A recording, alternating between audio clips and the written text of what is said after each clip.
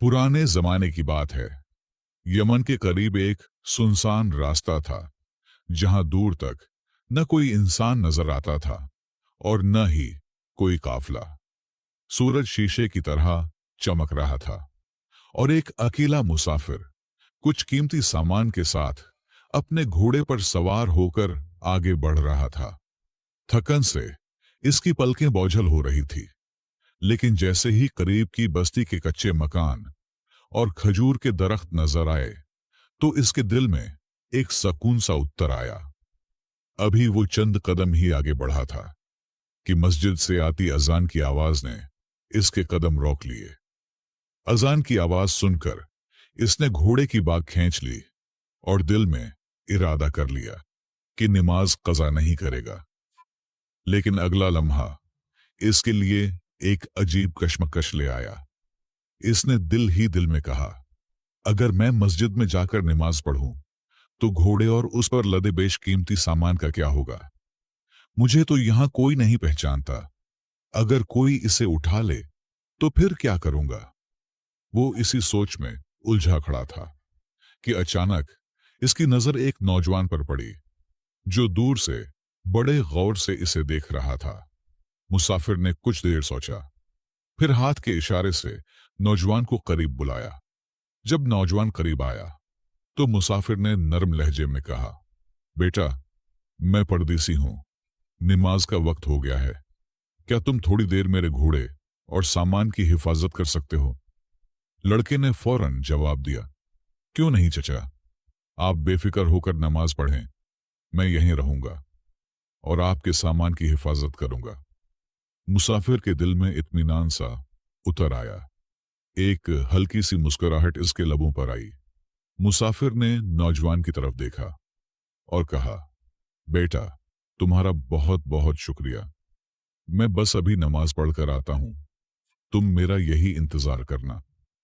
ये कहते ही मुसाफिर मस्जिद की तरफ रवाना हो गया, ये सोचते हुए कि शायद अल्लाह ने वाकई इसके लिए एक ईमानदार मददगार भेज दिया है। मगर इसे ये अंदाजा नहीं था कि नमाज के बाद जब वो वापस आएगा, तो इसका सामना किस हकीकत से होने वाला है। मस्जिद में दाखिल होते ही इस मुसाफिर का दिल एक अजीब सी राहत से भर गया। वुजू के कतरे जब उसके चेहरे से बहकर जमीन पर गिरे, तो इसकी थकन भी जैसे पानी के साथ ही बह गई। इसने इत्मीनान से नमाज अदा की, मगर सजदे के दौरान भी दिल में घोड़े और कीमती सामान का ख्याल चुभता रहा। जैसे ही सलाम फेरा, वो जल्दी जल्दी बाहर की तरफ बढ़ा। धूप अब मजीद सख्त हो चुकी थी और बस्ती की गलियों में हल्की हल्की चहल पहल थी। लेकिन जैसे ही इसकी नजर उस जगह पर पड़ी जहां वो नौजवान खड़ा था, तो इसका दिल एकदम धकसा रह गया। वहां न घोड़े पर वो कीमती सामान था और न ही वो नौजवान दिखाई दे रहा था। घोड़ा तो वहीं खड़ा था, मगर उसकी कमर बिल्कुल खाली थी, जैसे किसी ने बड़ी महारत से सामान उतार लिया हो। मुसाफिर के कदम जैसे जमीन में धंस गए। आंखों में एक लम्हे को हैरत और गुस्सा दोनों तैर गए। कुछ देर वो इर्द गिर्द देखता रहा, लेकिन हर चेहरा इसके लिए अजनबी था। वो संभल कर एक गहरा सांस लेता और खुद से कहता, शायद वो नौजवान बाजार की तरफ गया हो, मुझे उसे देखना होगा। दिल में अजीब सी बेचैनी लिए वो तेज कदमों से बस्ती के बाजार की तरफ बढ़ गया, जहां रंग बरंगे कपड़ों की दुकानें, खुशबुओं वाले अतर फरोश और धात के बर्तन बेचने वाले ताजिर शोर मचा रहे थे। लेकिन मुसाफिर की नजर किसी और ही चीज को तलाश कर रही थी, और इसे ये गुमान भी नहीं था कि चंद लम्हों में वो एक ऐसा मंजर देखेगा जो इसके दिल में गुस्से से ज्यादा दुख पैदा कर देगा। बाजार के अंदर कदम रखते ही मुसाफिर की नजरें बेचैनी से दाएं बाएं दौड़ने लगी। लोहार की भट्टी की तपश, अतर फरोश की खुशबू और कपड़े बेचने वालों की आवाजें सब एक धुंध सी बनकर इसके कानों में गूंज रही थी, मगर इसके दिल की धड़कन किसी और ही साज पर बज रही थी। अचानक एक दुकान के सामने पहुंचकर इसके कदम रुक गए। मिट्टी की बनी हुई इस दुकान के एक कोने में कुछ कीमती सामान पड़ा था। ये वही सामान था जो कुछ देर पहले इसके घोड़े की कमर पर था। वो चंद लम्हे वहां खड़ा गहरी सांस लेता रहा, जैसे इसे यकीन न आ रहा हो कि ये हकीकत है या झूठ। फिर वो आहिस्ता से दुकान में दाखिल होकर दुकानदार से बोला, भाई साहब, ये कीमती सामान कहां से आया तुम्हारे पास? दुकानदार ने लापरवाही से जवाब दिया, भाई साहब, अभी अभी एक नौजवान मुझे ये सामान बेच कर गया है, सिर्फ 2 दिनार में। ये सुनते ही मुसाफिर का हाथ बेइख्तियार माथे पर जा लगा। इसकी आंखों में एक अजीब सी नमी उतर आई। वो आहिस्ता से बड़बड़ाया, अल्लाह के बंदे, थोड़ा सा सब्र कर लेता तो यही 2 दीनार हलाल तरीके से मिल जाते। इसके लबों पर एक तल्ख मुस्कुराहट थी, मगर आंखों में अफसोस की धुंध, जैसे वो इस लम्हे नौजवान पर गुस्सा करने की बजाय उसकी महरूमी पर तरस खा रहा हो। वो खामोशी से दुकानदार को देखता रहा और दिल में एक फैसला करता रहा कि अब आगे क्या करना है। मुसाफिर ने सामान को गौर से देखा, हाथ से उसको छुआ, जैसे ये यकीन दहानी कर रहा हो कि ये वाकई इसी का सामान है। दुकानदार की आंखों में तजस्सुस झलक रहा था। इसने आहिस्ता से पूछा, क्या ये सामान तुम्हारा है? मैं बहुत देर से महसूस कर रहा हूं कि तुम्हारी नजर इस सामान पर है। मुसाफिर ने गहरी सांस ली और सर हिलाकर बोला, हां, ये मेरा ही है, और जिसने तुम्हें बेचा है वो वही नौजवान है जिससे मैंने अपनी अमानत सौंपी थी। दुकानदार ने हैरत से आंखें फैला दी और फौरन जवाब दिया, तो फिर तुमने उसे ये सामान क्यों दिया? मुसाफिर की नजरें जमीन पर जम गई। आवाज में तल्खी और नरमी एक साथ थी। इसने फौरन कहा, मैंने नमाज पढ़नी थी और मैं नहीं चाहता था कि मेरी नमाज कज़ा हो, इसलिए मजबूरन मुझे उसे यह सामान देना पड़ा। मैंने नमाज पढ़ते हुए दिल में सोच लिया था कि वापसी पर उसे 2 दीनार इनाम में दूंगा, लेकिन इसने जल्दबाजी की और हलाल कमाई को हराम में बदल दिया। बाजार की रौनक में एक लम्हे को जैसे खामोशी छा गई। मुसाफिर के ये अल्फाज दुकानदार के दिल को भी छू गए।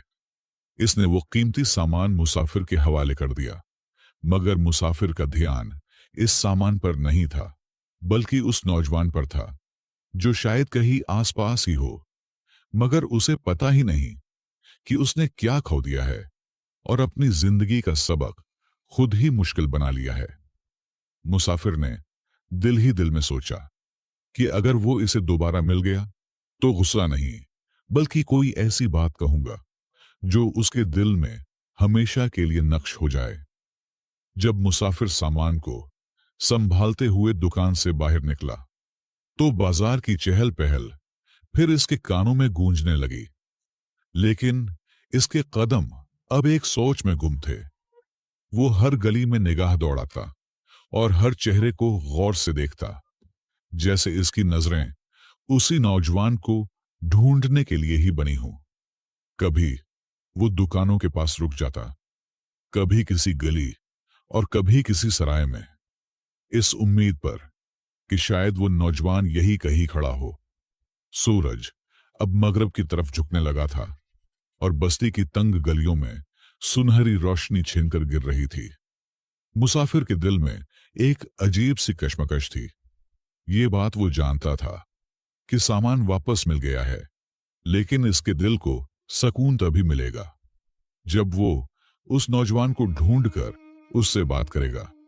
वो चाहता था कि उसे ये समझा सके कि रिस्क का फैसला अल्लाह के हाथ में है और सब्र ही वो कुंजी है जो हलाल रिस्क के दरवाजे खोलती है। सख्त भूख और प्यास की वजह से इसने एक सराय में आराम करने का फैसला किया।